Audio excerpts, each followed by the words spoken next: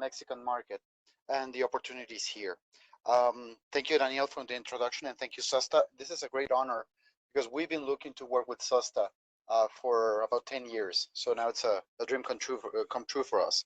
So I'll explain real quick about what we do. I'll go quick on that and then jump into the market.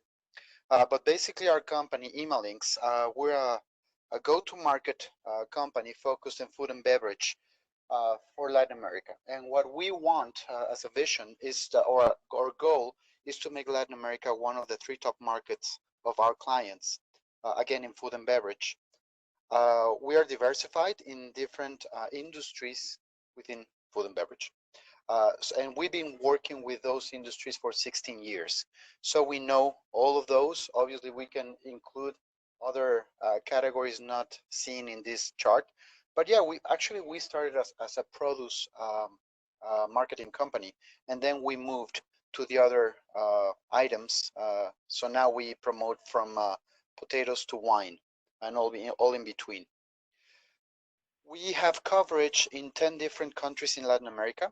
Our base is in Mexico, so that's the market that we know the most, but we are very well versed in the rest of the markets, especially in Central America and Northern South America, which is a strange term. So what we do is that we work on a go-to-market strategy, or well, here it says marketing strategy, but we rely on market intelligence, on information that is relevant for you to take decisions. We do a lot of trade servicing, which is contacting the buyers and the key players in the market. So we know what is changing, the trends, the news, what is not on the news, all that fine information or fine details that are needed to be successful in these markets. We do trade missions coming down to our markets or bringing buyers to the US, just as Daniel mentioned. Actually, we have another trade mission going to Georgia and Texas by the end of the year. We want to reinforce that so you can keep that on your radar, and hopefully we'll see you there. We do trade marketing activities, public relations, and consumer programs. So we don't trade. You are the ones doing it. You are the ones with the risk and actually with the success. And we try to go along with you and help you in that process. Again, I'll go quickly. We provide market intelligence. I'll go really quick on this. We have information that actually will be presented afterwards, after this on the market. Again, as I mentioned, trade servicing, a lot of information from the market. We do type of trade missions. This is how it would look like in general. These are other states, but this is pretty much how a trade mission, an outbound trade mission looks like on the right. Trade marketing activities, trade marketing programs, and again, I'll just pass 2 or 3 slides, consumer programs, and that's where I land. So why is it potential to invest in these Latin American economies and Mexico specifically? Well, you can see Mexico is the 2nd largest economy in the region, in the continent, in Latin America, not in the continent, but Latin America. We have 128 million people, and GDP per capita is $8,000 per year. That is the average income of an inhabitant in Mexico. You can see that Brazil is bigger, but Brazil has a very national-driven industry, and at some point they complement crops and products from the US, and they're very far. Mexico, again, as I mentioned, it's 128 million, but we need to be very careful not to generalize and think that this is, it's a 128 million market, so there's big opportunity. We are segmented, and I'll explain about this later. Then we have other countries, Colombia, Argentina, Peru, but you can see the size of Mexico. However, on the other side, we're expecting conservative, even flat growth next year. That could be a red flag. However, consumption is happening. At some point, we have seen companies just getting biased, but by these macroeconomic indicators, and it's not the case. I think we need to see more detail and understand, the mechanics of the market, because there is opportunity in spite of these macroeconomic indicators. So what has happened in Mexico? First off, is not what you see in the news. Again, most of the times people will think about, drug trafficking. That is something that's a problem, but it's beyond us, and it's not. It's something that does not affect our day to day. We have 127,900,000 people working and making our lives in a thriving economy, evolving economy, and basically it's a different thing of what you see on the news and what's the actual country and how we live here. Uh, in general, what has happened, we have our first government from left ever after 80 something years of having central and central right governments. His approval rate now is 63%, something unheard of. We see some political changes, but trade in general has not been affected. NAFTA or TMEC or whatever name the trinational treaty has this week is going as it has worked for 20 plus years. There are rumors and news about how it will be renewed. But one of the big clauses or one of the big things is that if the new treaty is not renewed, the one that is in place now will continue. So there is no risk of, on the free trade between the three countries. Again, there are some changes as in any new government.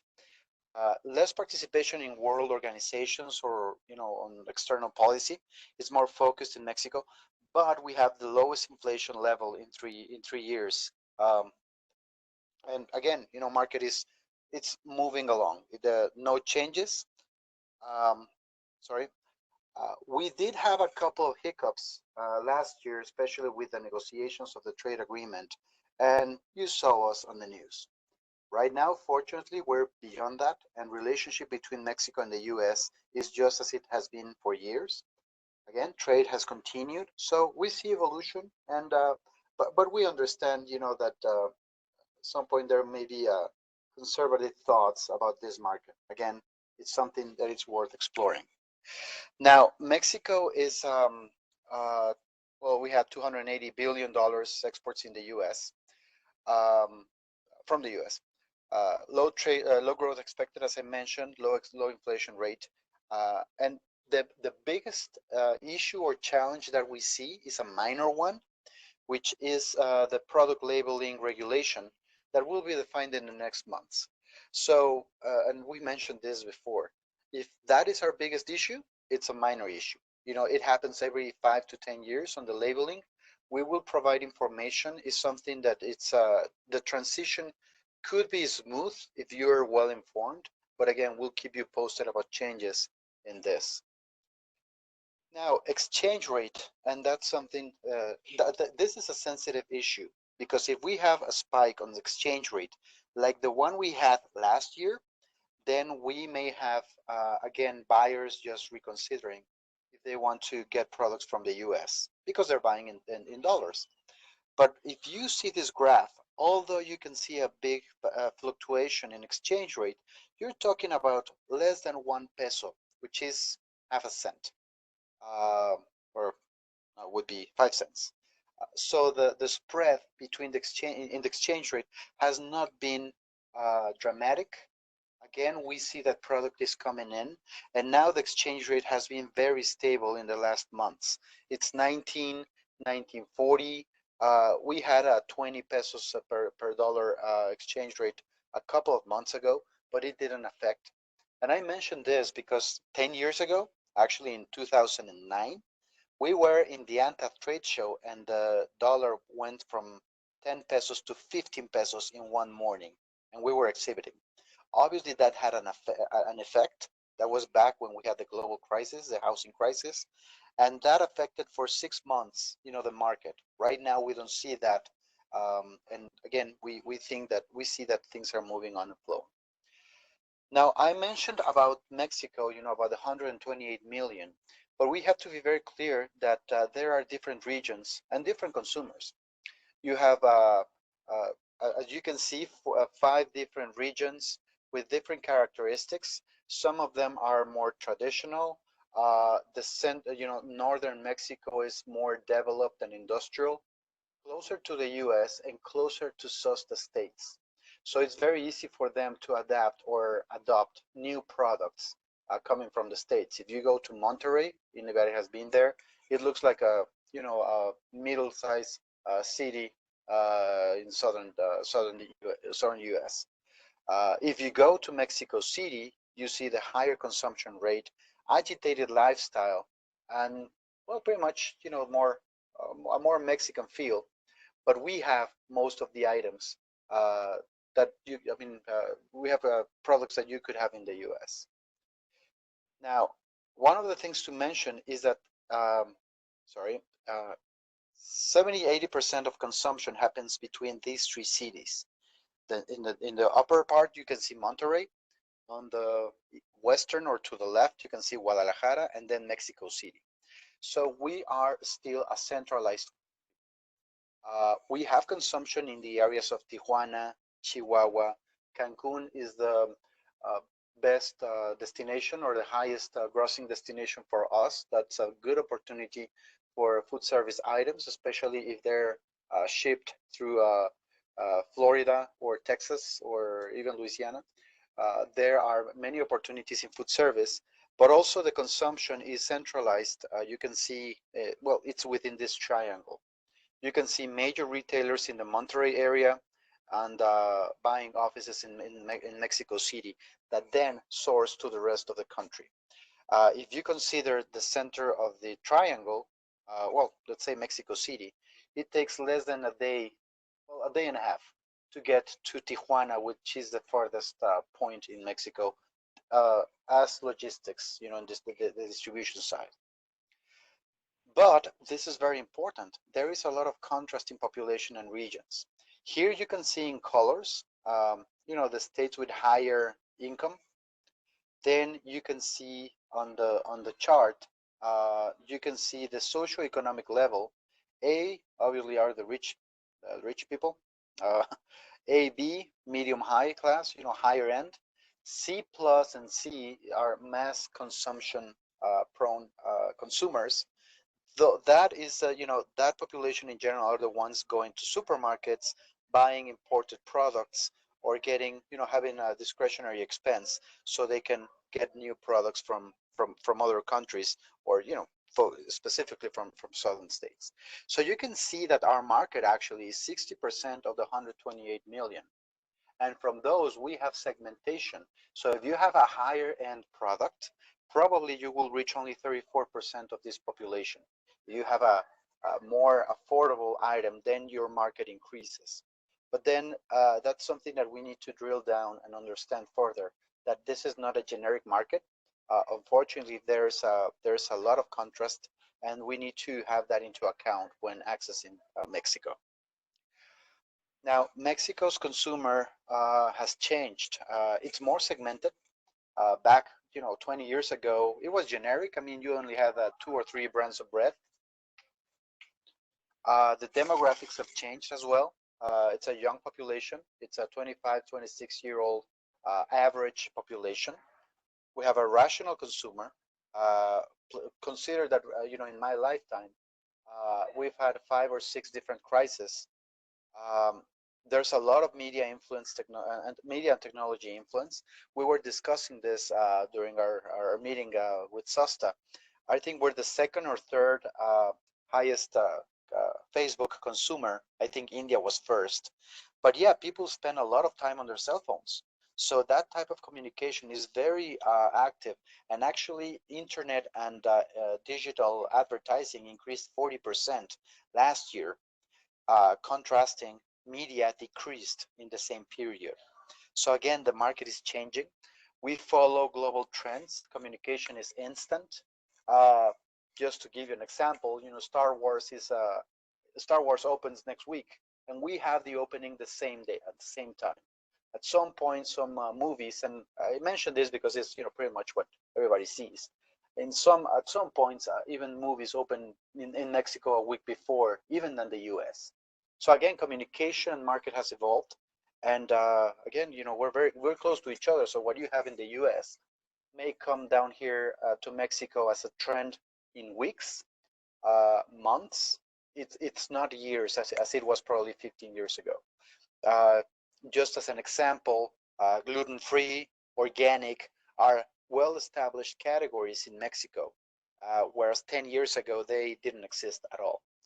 Uh, there's a lot of self-indulgence. We see a lot of opportunity in snacks, sweet and savory, gourmet products, and then there are growing categories. And the purchase frequency of consumers is increasing dramatically because, again, 10, 15 years ago, we had about 2,000 retail stores. Now we have 4,000. So again, a lot of distribution, a lot of differentiation is happening in the market. And that's something that needs to be taken into account before accessing the market. Again, pretty much what I just said, products that people are looking in general, healthy, high quality, et cetera, et cetera. But one of the things that is important is that we need to understand that some of these categories, even though they are important and they're growing, already have products in market. So Mexico is a mature market. It's not something that we're just exploring or that free trade just opened. So we have those products here, and you will face competition from Mexico, from the US, and from other countries as well. So we need to be very clear, and we need to work with you so you can understand the differentiation and the value that your products will bring to this market. Otherwise, you will be just another brand coming to the market. And again, the competition will be fierce. So we want to help you preparing as much as you can to access Mexico. Where is potential? Well, pretty much what I was just mentioning. Specialty retail formats are increasing. So they're going for the high end, the nicer experiences, and we've talked about it. Whoever has been in Mexico recently, you may see a chain called City Market, and it's Whole Foods on steroids. And I'm not joking. It's amazing what you can find there. Uh, there are convenience formats provide with value for chain. That is that the distribution cost is very logical and can help the retailer to increase their margin. Is something that you can consider. Uh, the beauty with SUSTA is that you're the closest to Mexico, so there's an advantage in logistics that could be a different a driver for your products coming here. Again, it's not the only one, but has to be considered into your mix. We see substitute items for leading brands, private labels. They come and go. Uh, in the past, they were only general first necessity products, toilet paper, cleaning products. But now we see that the retailers are exploring their own sauces or their own coffee, ground coffee, or specific items that provide the value to the retailer, and basically it's something unique for them. Um, Again, they're also developing new categories. Organic is a whole aisle. Then it was before you could see two or three fronts only. Even convenience products are being sold at higher end supermarkets. So you do your regular supermarket, but then you can buy a high end bag of chips or a high end soda, a $4 soda. And as I mentioned, supply chain could be more logical from the US. One of the things that we mentioned in the meeting is that SUSTA needs to catch up because all the other commodity groups have been in the market for many years. So we need to help you catching up and getting up to speed with your colleagues from other states or other regions. And we hope that we can help you on this. Now, talking about retail, it's a centralized market. We have 3 or 4 national players, and they control the different formats. They may have different names, but they're owned by the same company. And at some point, the buying departments could be centralized. So you can see here in Mexico, Walmart owns Sam's Club, just as in the US. Superama, which is a higher end, smaller format. Bodega Aurrera, low end. Walmart Supercenter, similar to what you have in the US. And Bodega Aurrera, it's a low-end, high distribution format. So basically, we would be focusing on the Superama, which is the second one in this particular format. maybe a Walmart Supercenter, depending on the category. There are, as I mentioned, there are three national retailers: Walmart, based in Mexico City; Soriana, based in Monterrey; and Comercial in Mexico City as well. Now, Walmart in the U.S., it helps if you supply to Walmart US, but they have different buying structures. So it will not be automatic. It can be a reference, but it will not be automatic. You still need to negotiate with Walmart Mexico, and they have huge distribution. And being specific, it talks about 2,300 stores. Out of those, roughly about 400 are the ones that we want to target, because they have many bodega horreras, smaller stores, lower end. So out of those, 2,300, only 400 could be a focus for us. You have Soriana in northern Mexico, and they have national distribution. And finally, you have Comercial Mexicana. Comercial is a very, very small chain, because they sold part of their stores to Soriana, but they're focusing on higher end, and actually they're the highest growth, highest margin chain in the country. So that's a big target for SUSTA companies in general. Then you have regional chains also: Casale, Chedraui. Hope everything is fine. I just got a notification. Just let me check. I think we're fine. Sorry. Then we have sorry, Casale, Chedraui, Calimax, they're the regional ones. HEB, very important, because they do rely, or they have reference to the U.S. Their U.S. counterpart. And then you have smaller. So basically, that's the that we have in Mexico in general. Now, as I mentioned, format and differentiation, distribution and visibility, those are the two big items that you need to consider when trying to access the market. Now, what we want to help you with is try to help you understand the market and develop a strategy. And we develop this model, and we'll share it with you. But the first thing is have patience. It takes from 6 months to a year to get to this market. Know the business culture better. We have seen many companies just giving a shot to the Mexican market and failing. So you need to be very clear on what you want and what are the practices here. Although we're similar and we're next to each other, and you may know people from Mexico, the business culture is very different to what you have in the US. So that's something that you need to pay a lot of attention. Set priorities in your markets. If you want to take the time to develop this market, because it's pretty much the same effort as opening a new business. It will take you time, effort, and money. So if you are, just working on your day-to-day, this is not a market just to give it a shot. You need to be very clear that you want to do it, define priorities, define marketing support, and especially understand the cost structure to get here. So you know if you are liable for, if you are feasible for this market, if you have enough, support and resources to come down here, and then develop the relationship. That's what the missions are for. We have a trade mission coming to ANTAB, which is the National Retailers Association, in March. National Retailers Association, it's a trade show for 35,000 people. Then you can have the contact, make the relationship, make the first call, and then make the proposal, and then you can continue the business. So it takes time. That's what we want to be very clear.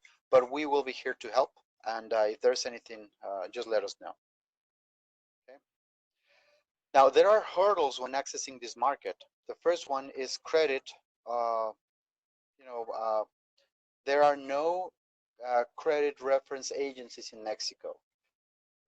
We know the companies. We cannot endorse any company, but there are documents that you can ask for, especially financials, the act of, their Constitution Act, their documents. So it's a company, has been in business long enough. Client references, that's something that you can do, and they're used to.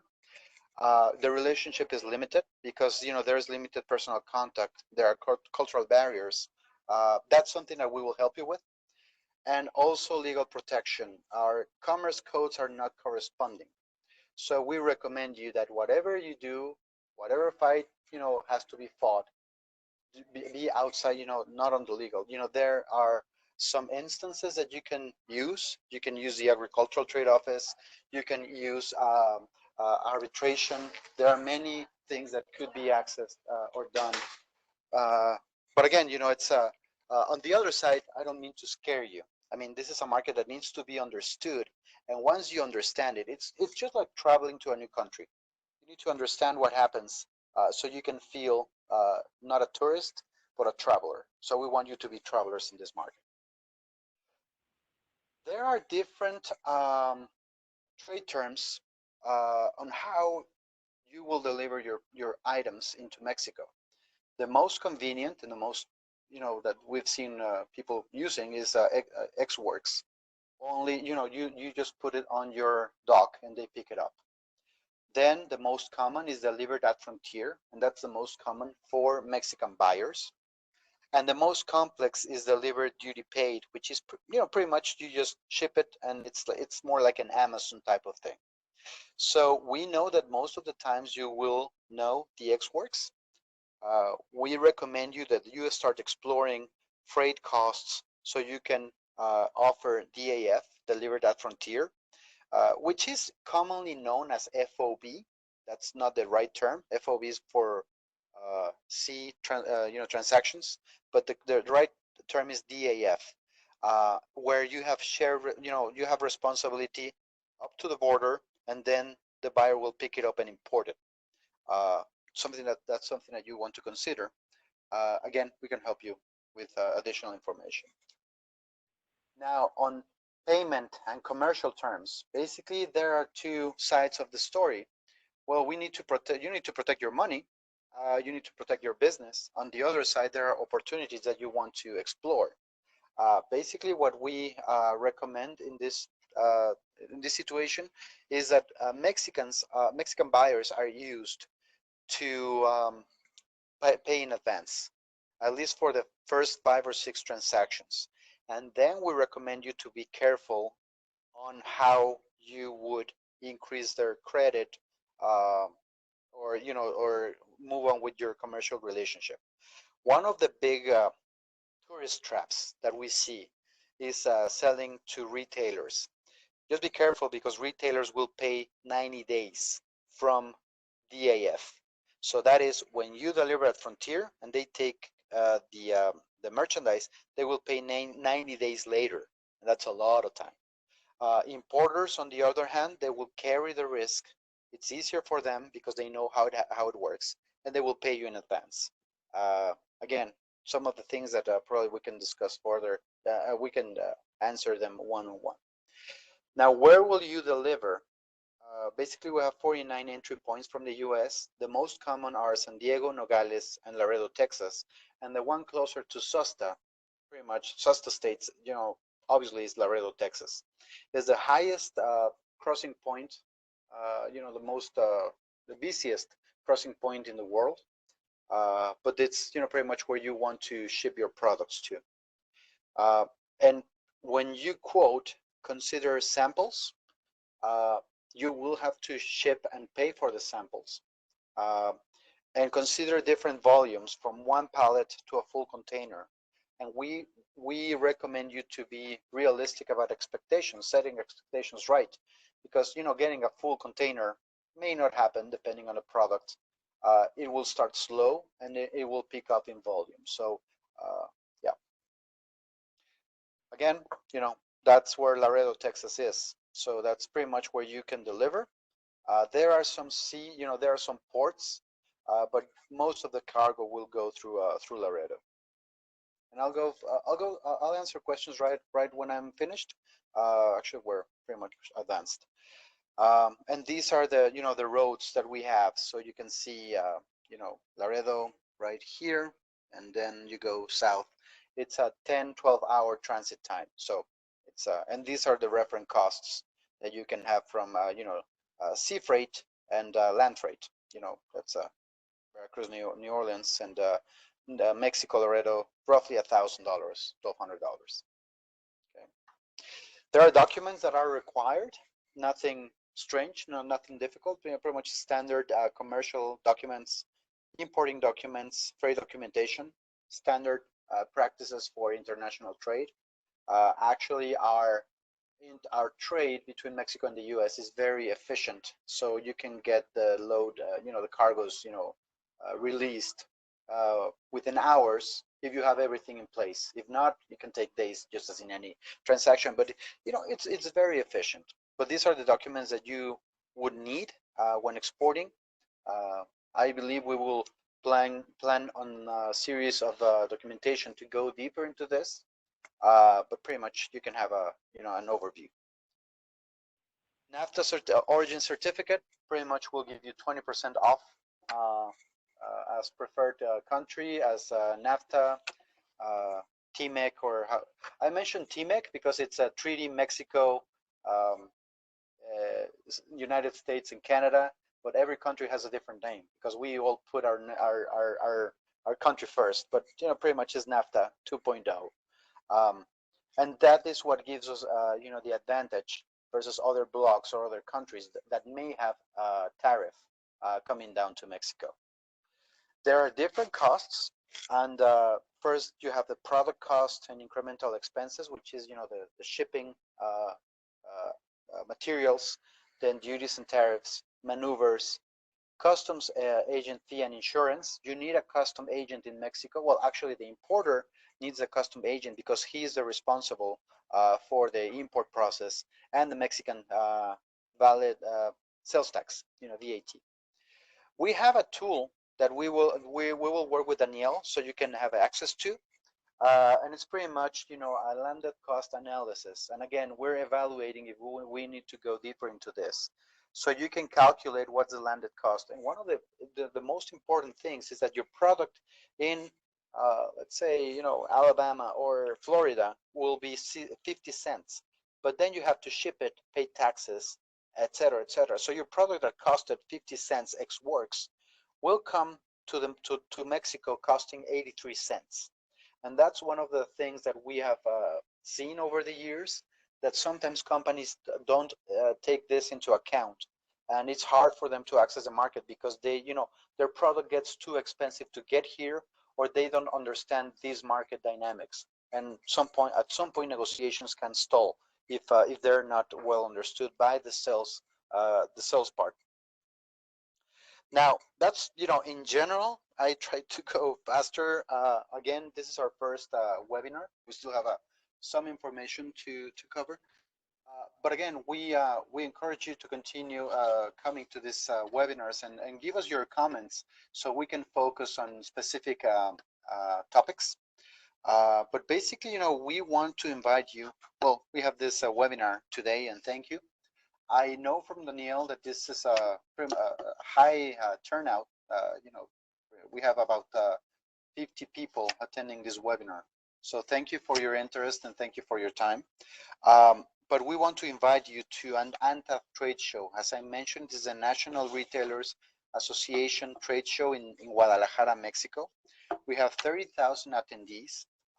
It's focused in retail, but we have other importers from other categories. All the produce buyers will be there.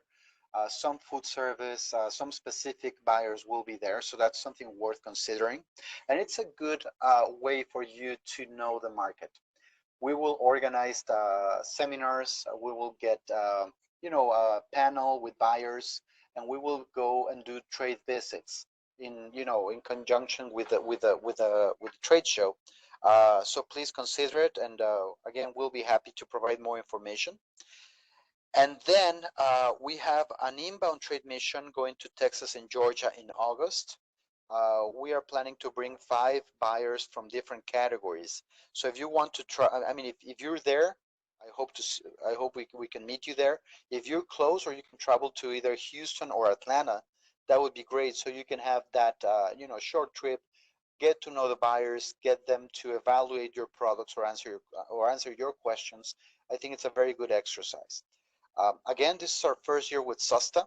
We hope to eventually, expand or focus the program, but this is what we have so far. And please just give us a call whenever you have whatever we have if you have a comment or question, I'm sorry, I don't think I have my email here, but we'll make sure to send that to you. But any inquire or question you have, please contact Danielle or me or Andrea, who is the trade marketing specialist. She's not here today, but we'll be more than happy to answer any question you may have, and hopefully we'll see you in March. So that's pretty much the webinar. So, Great. Thank you so much, Marco. That was very informative. And I forgot to mention at the start that if you have any questions, go ahead and type them into the Q&A. Everybody's phone or audio was muted just because we have so many people who are going to be on, so to eliminate any noise. So type in any questions you have, and we can answer a few questions now. But as Marco mentioned, you can also send us an email, and I'll go ahead and share Marco's contact info. We're recording this webinar, and so I will share the recording as well as the PowerPoint, and I'll send everybody a link to that later today. All right, we have one question. What type of companies do you expect to participate in the inbound trade mission? From companies going to the U.S., I'll probably explain both. From Mexico going to the U.S., we will filter and select buyers that are able to import and sell to retail or food service, depending on the categories that we recruit. That's on the Mexican side. On the U.S. side, it's pretty much companies that are exploring Mexico as their exports market. It's ideal for you to have information and be prepared. But if you want to explore the market, then we can accommodate you, and then again have that Q&A session or exploratory session with the buyers. Okay, great. Another question, are there specific restrictions on the import of products that include meat and chicken? For example, yes. Prepared meals. Yes, on meat and chicken, you need to have a certification provided by the Mexican FDA. Those are the most, tricky or harder to get to Mexico because it takes time to get those registrations. But what we recommend is that you contact the buyer or an importer first, and we would expect, or we want them to know those restrictions, because the imports process is responsibility of the importer. So yes, there are some permits that will needed to be taken care of, but once you get them, once you get that certification or that process done, then it just flows. I mean, we've seen that especially with prepared meals, or there are some pasta items that we have known in the past that they include chicken or beef or pork. But yeah, they have some restrictions, or some, I wouldn't say restrictions, they need additional permits. Okay. Good. Let's see, other comments or just saying thank you, great information. I'm not seeing any other questions. So I guess if anybody else has more specific questions, again, feel free to email us, but be on the lookout for an email from me today. I know we do still have space in our pavilion at UNTAD, but the registration deadline for that trade show, which is going to be in March, at the end of March, the registration deadline is the end of this month. I believe it's December 31st. So if that's something that you're interested in and you want to know a little bit more, we should probably get those conversations started now so that you can get planning and register before the December 31st deadline. And then again, there's the inbound trade missions in August. Yeah, I don't know if you can see my awful handwriting, but there's my email. Awesome. And if you have questions about ANTAD, just email me, email Danielle. We can set up a call and answer any of your questions for this trade show. I know at some point it's hard, it's a new market, but again, if we can help you getting that decision or getting you more information so you can decide, we would be more than happy to help. Great. Oh, one more question came in. Can SUSTA help with the permits that are required? Um, in in terms of SUSTA specifically in our office, we don't really do any permitting, but through Marco and his team and maybe even the USDA FAS offices in country, I think we could probably provide assistance. Is that correct, Marco? Yes, we have great relationship with the FAS, which is a Foreign Agricultural Service of the U.S. Embassy in Mexico. I mean, we can, we cannot do it, but we can point you in the right direction or help you if something gets stuck. But Yep. yes, just as you said, Daniel, we can help with the ATO office or your FAS. We can refer a Perfect. couple of importers, and then we can help you, not following up fully, but just helping you with the process and communication. Yeah, exactly. And that's generally what we tell everybody. If we don't have the answer, we can most likely put you in touch with somebody who does, and make sure Yeah, that you get your questions answered. And uh, all right. Well, Marco, thank you so much. This was incredibly informative, and we look forward to doing more webinars with you guys in the future. yes, thank you, Anil. Thank you, everyone. And I understand, there are a few questions because sometimes it's just, not knowing what to expect or being the first webinar. Again, we will try to go deeper into these items, and if we talk about logistics, probably there we will provide information in advance so you can prepare. And again, if there's any additional question, just write me an email or Danielle or Sosta, and we'll do as much as we can to help you. Perfect. All right. Thank you, everyone. Have a wonderful day, and I'll be in touch soon. Thank you. Bye. Bye-bye.